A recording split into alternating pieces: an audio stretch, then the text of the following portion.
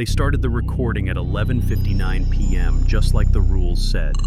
5 of them, Owen, Jace, Liv, Becca, and Tyler, lined up in front of the trailhead at Pine Hill. Flashlights, tripods, a printed copy of the game's instructions pulled from a Reddit thread older than any of them. Liv held up her phone, grinning for the camera. All right, guys, here we go. The Pine Hill game. 5 kids, 5 rules, 1 night, and 0 ways to quit. She winked. Let's get haunted. They thought it was just for TikTok. They didn't know the game had been waiting for someone exactly like them. The first rule, bring an offering. Something personal, something painful. They left them by the old pine stump. Jace, a photo of his dad who OD'd last spring. Becca, a necklace from her sister's funeral. Tyler, his mom's wedding ring. Liv, an ultrasound photo. Owen, he hesitated, then dropped in an old leather collar. My dog, he muttered. She disappeared in these woods. They all laughed it off, but Owen didn't. Not really. The second rule, walk the trail backwards, blindfolded, until you hear your name whispered. They each took turns. Tyler went first. He walked 23 steps. Whispered, "Is this a joke?" Twice. Then he stopped. "I heard it," he said. "My name. Swear to God." But something about his voice was wrong. When he pulled off the blindfold, his eyes didn't focus right. Like he was still looking at something that wasn't there.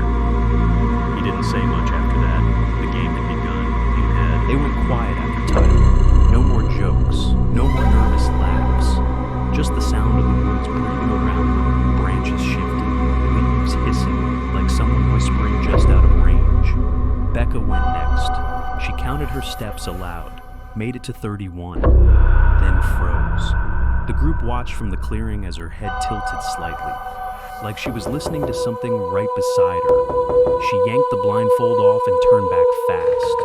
Too fast. Her nose bled. She didn't notice. Something touched my hair, she whispered. Like fingers, cold fingers. Liv was next. She didn't count her steps. She just walked, slow, calm. But when she stopped, she smiled and didn't move. Not for a full minute.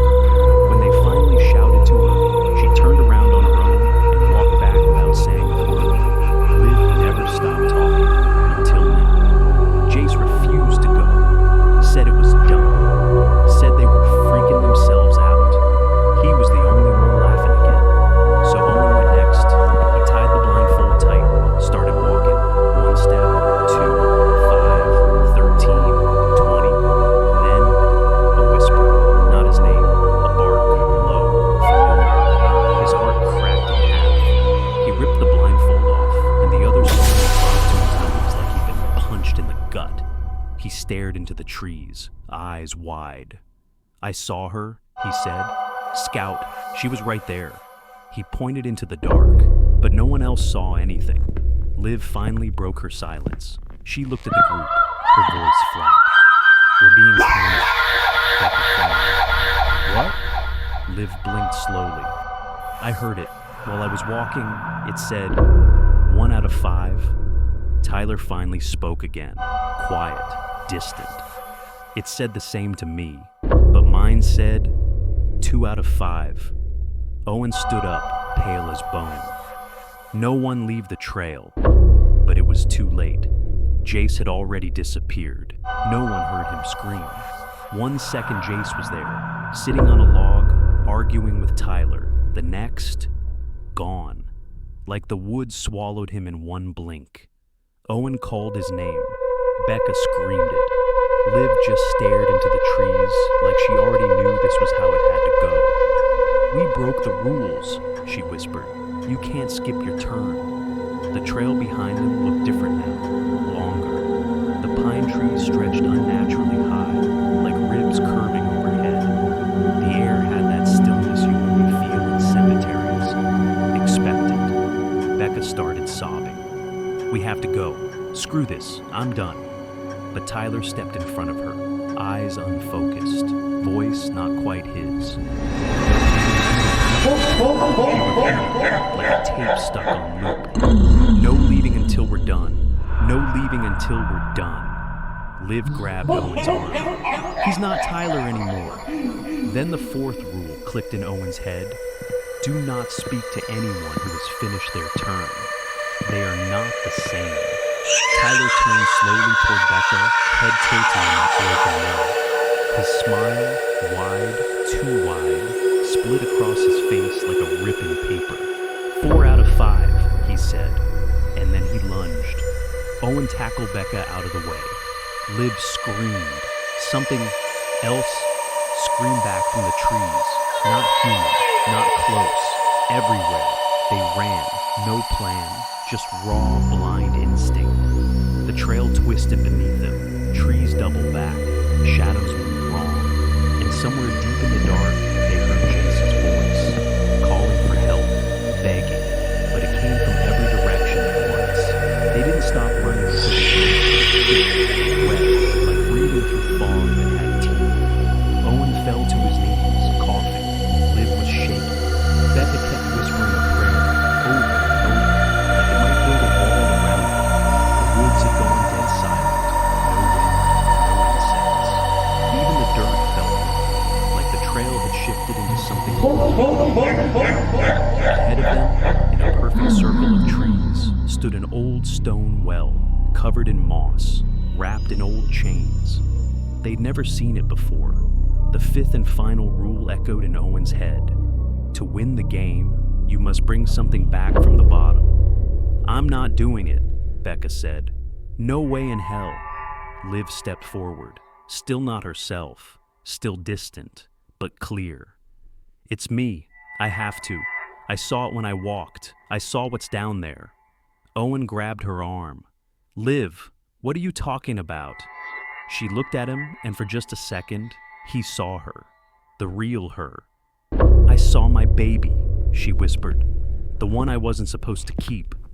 Then she stepped over the edge, just like that. No splash, no sound. Owen and Becca screamed her name, but it was like the well swallowed the sound. Then the chains rattled.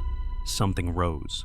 A bundle of cloth, soaked in blood, wrapped around something that moved. Becca ran. Owen stood frozen. The cloth hit the ground and unfolded itself. Inside wasn't a baby. It was a radio. Old, covered in ash, still playing. And from it came 5 voices.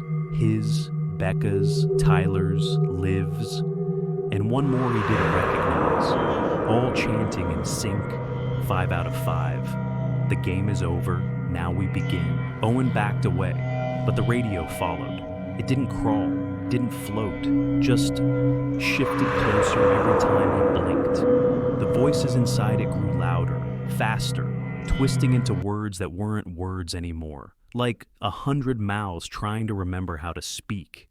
He turned to run and stopped.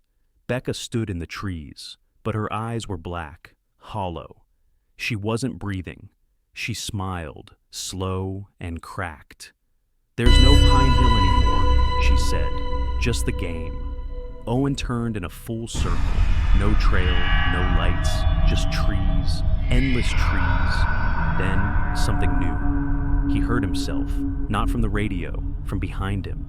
He spun around and saw him standing at the edge of the well, pale, barefoot, wearing the same hoodie, same face, but grinning, and whispering into the mic of a phone.